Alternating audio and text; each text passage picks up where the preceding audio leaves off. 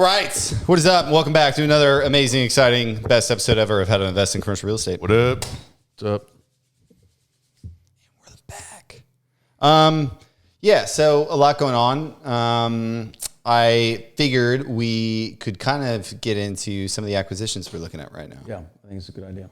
Yeah. One of them, Jackson's teeing up, is this like Shoe Palace portfolio. How many Shoe Palaces is there? There's a ton of them. It's like a $44 million deal or something. Yeah, you mean around the country? Yeah. Aren't there? No, I mean like how many in the portfolio? Oh, in the portfolio. 7? A lot. Yeah. Yeah, and they're not single tenant. Some of them are multi-tenant. Yeah, they're shopping centers. Yeah, most of them are multi-tenant, yeah. So anyway, super excited about that. Looks like we're one of the leading bidders. Super exciting. We have Denver in contract right now. We're doing the equity raise on that. If you're interested, you should go to our website, reserve a commitment before it is all gone. Somehow, magically, when it sells out, we get a waiting list of 10 people immediately. Yeah, we do. I just, on every one. like, just act like it's sold out. Actually, it's sold out. You can't get in. I would be doing you the biggest favor ever if you wanted it in, and I may be able to pull it off, but it's full. I'm just kidding. There's tons of room, so go get in now. Go get in. Don't wait. Don't wait. Denver deals are hard to find, guys. Or get in and then decide later whether you're still in. Yeah, I'd rather you reserve a $100,000 commitment and back out because of some question than not get in at all and then be mad at me because you didn't see the email. Yeah. You know what I mean? Yeah, if you want to invest, tell us to hold your spot. You don't have to keep it, but at least we know you're interested. Otherwise, it's going to go. Mm-hmm. I also think it's funny when people think they're the only ones that get emails. You ever encounter those people? Mm-hmm. It's like, I didn't see it. It's like, Well, it went out to a lot of people. It's Tuesday, bro. Did you just not check your email on Tuesday? Yeah. What's up? I get enough email that it's really hard to see them in real time. It's hard. You got to like go through every morning, like just clicking through the 100 emails that I'm really good at unsubscribing to. You guys unsubscribe from emails? I'm not good enough. Yeah, I'm not good. Yeah, I didn't think so. Anyway, a lot going on. What's after Denver? What else? There's Humble. San Antonio, too. And San Antonio. Yeah. What is that, Gateway? Gateway is San Antonio. Yeah. Those are both high teens, millions, I think. Big deals. Mm-hmm. Heavy value add, actually. They're so big we can't even say 17 million. Which is just high teens. High teens. Total of all the acquisitions is 100 million, right? About? I think so. It's quite large. Yep. Quite large. So if you want to invest in any of that amazing real estate, hit us up. We're going to buy it.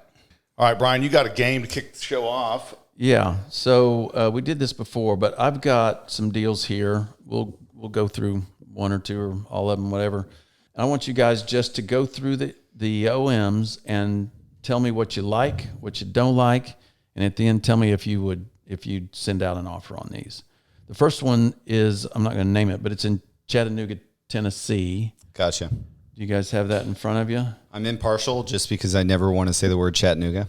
You don't like long words. Yeah, that one's a bit too much. Can we just there's a Dollar Tree. Chattanooga. It's offered at $5 million. It's offered at a 7.26 cap rate. It's 80% occupied. Who do they think they are?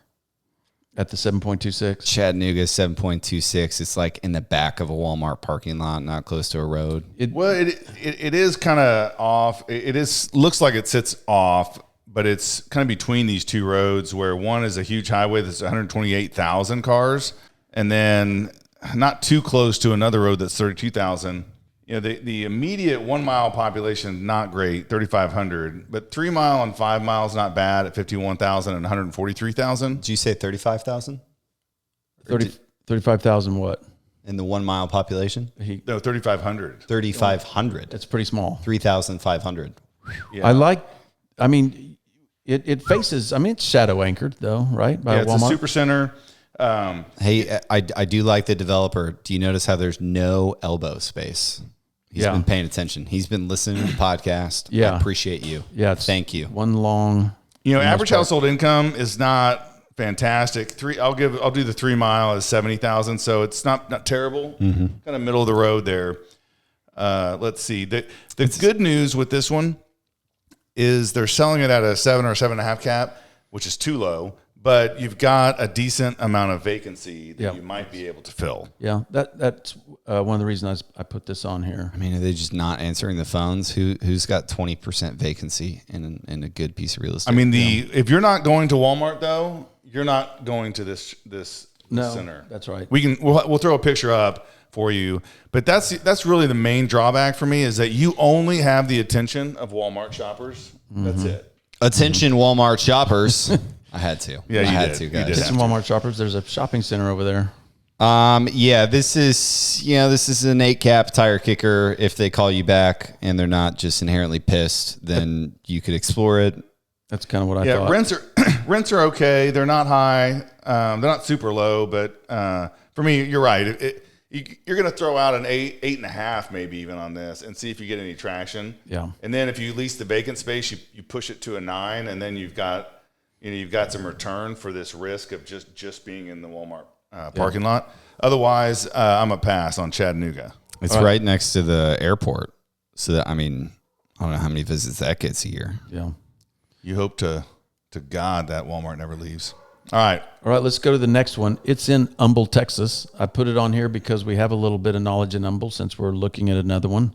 Nice. It has the rents on here. This one's pretty well 100% occupied, 96% occupied. It's for sale, or the asking price is $6.5 million at a 7.53 cap rate. Yeah, 16 million. This is a big boy. Yeah. Jeez. It's a big one. So they said, let's see if we can see what they say, what the existing rents are, to see if we agree with those based on what we've Well, been just looking at. commenting on the traffic counts, they're really, really good. They're real nice. 120,000 on one side, and I think 40,000 on the other. So super strong. I love that. Ooh, the Ashley ranks 53 out of 854 stores. That's good. That's real good. That's real nice. So a lot of the rates are, we've got a low of about $11.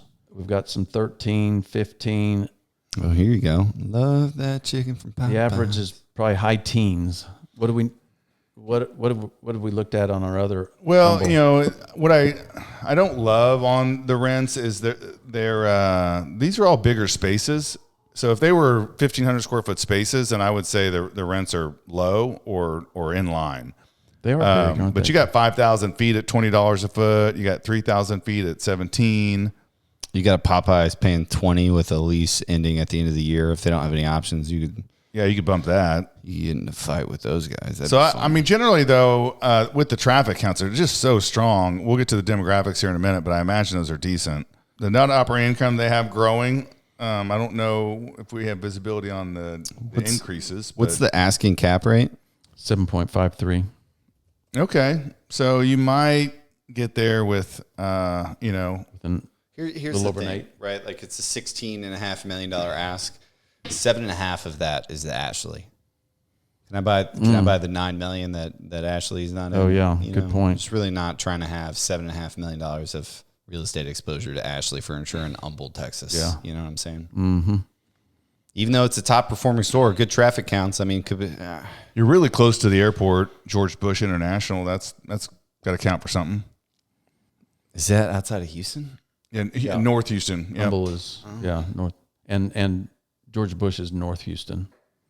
George Bush. All right, but maybe I agree. The Ashley is what you're buying. 50% of it. How much you're buying? term ends in 2030? So I mean, I don't know. Do they not have options? And then they're at 1089. It's the top 6% of their stores. Yeah, you might be able to. Could you get them up to 15? I don't know. It'd be a win if you could. They probably got options, I would like to think. Is that a 2-story, Ashley, or is that all ground floor? If you say 2-story, I'm going to slap somebody. Ashley doesn't have any options. No. I could be talked into this. I mean, as long as there's not like a spot across the street for them to move, it could be very interesting. Yeah, because I think you could get them up $2-3 on 50,000 feet, that's a huge NOI growth right there. So I'll tell you what, That's the play. the real estate director of locations that are hitting top 6% in sales nationally, that is a store that you do not want to mess with. I mean, if I'm the real estate director, that's what I'm thinking. Yeah. You Don't mess with that. wait. You closed down our store that was in the top 6%. Yeah. Because you couldn't come to agreements over $1. Sounds like somebody's getting fired. Heads are getting knocked.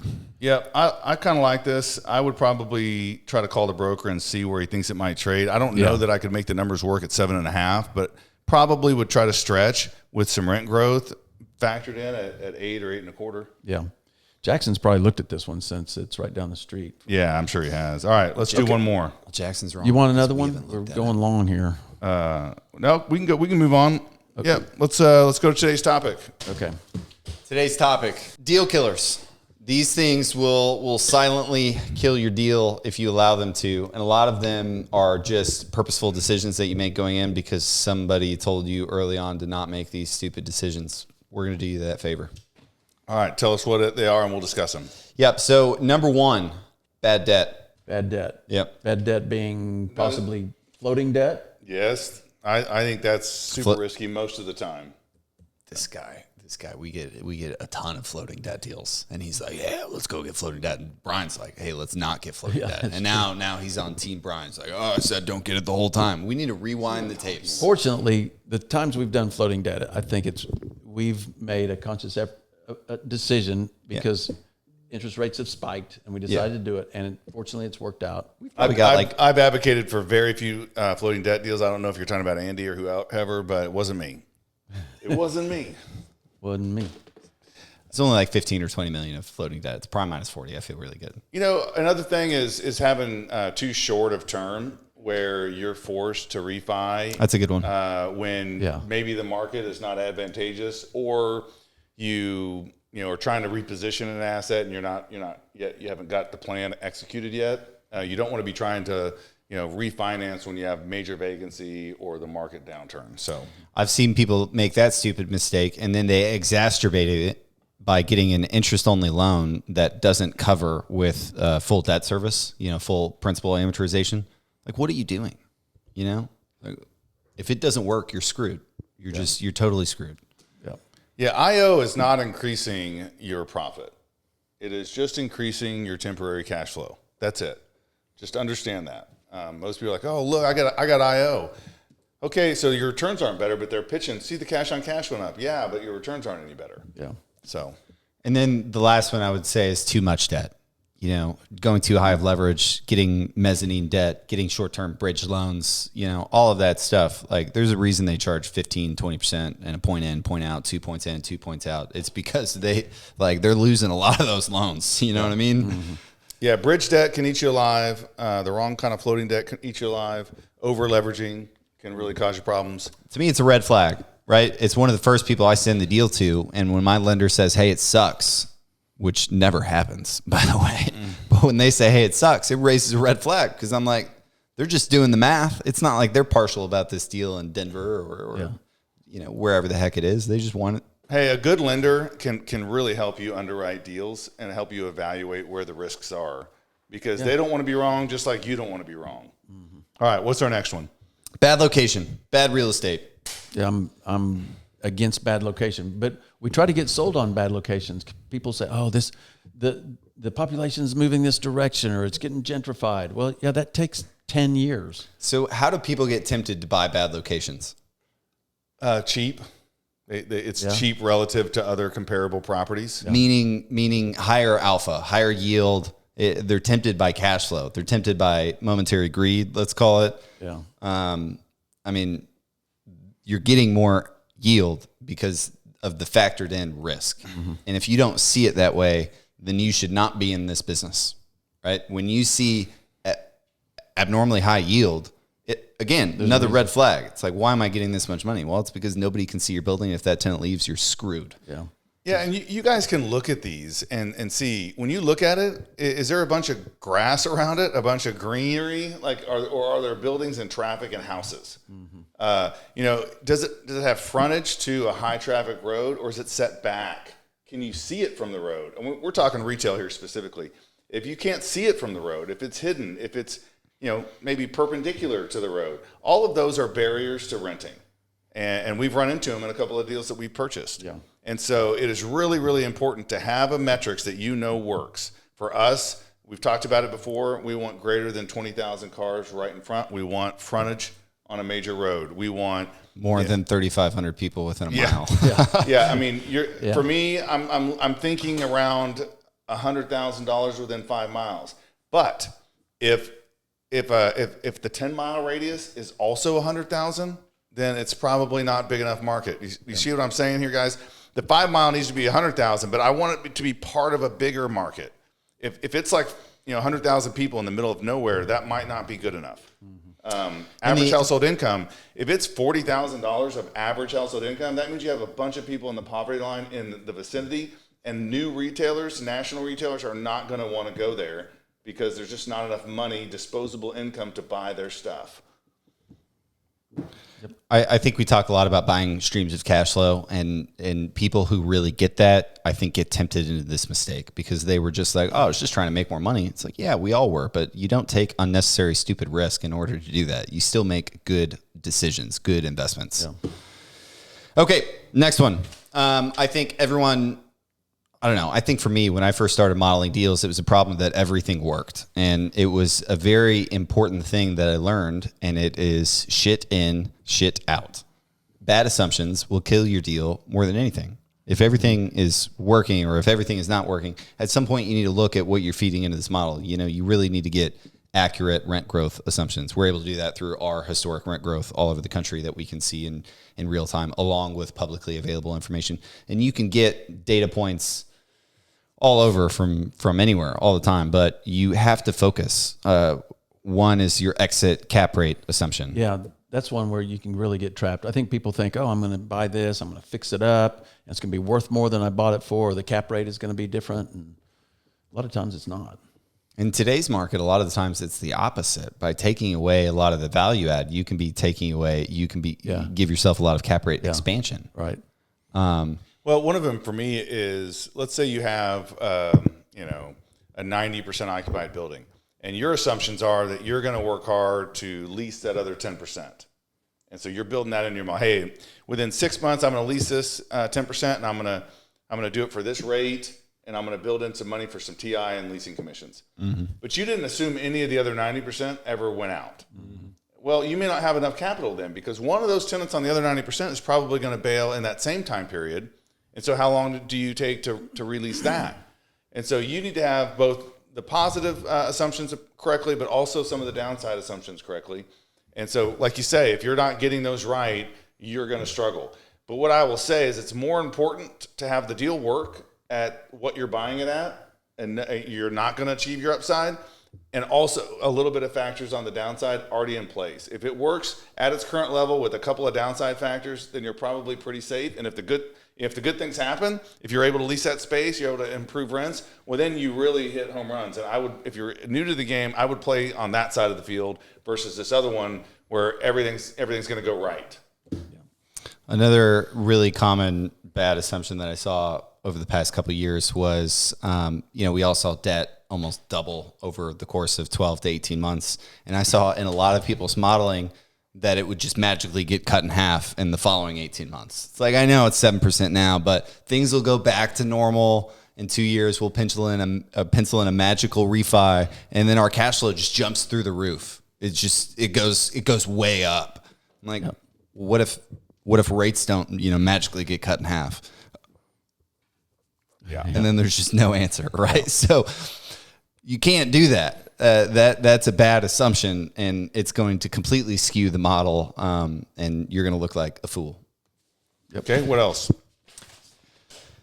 This is one of the most important, so I say last, but definitely not least is bad partners. I think we stress the importance of not doing this alone, or definitely the advantages of doing it with others, getting good partners. The disadvantages of bad partners are there.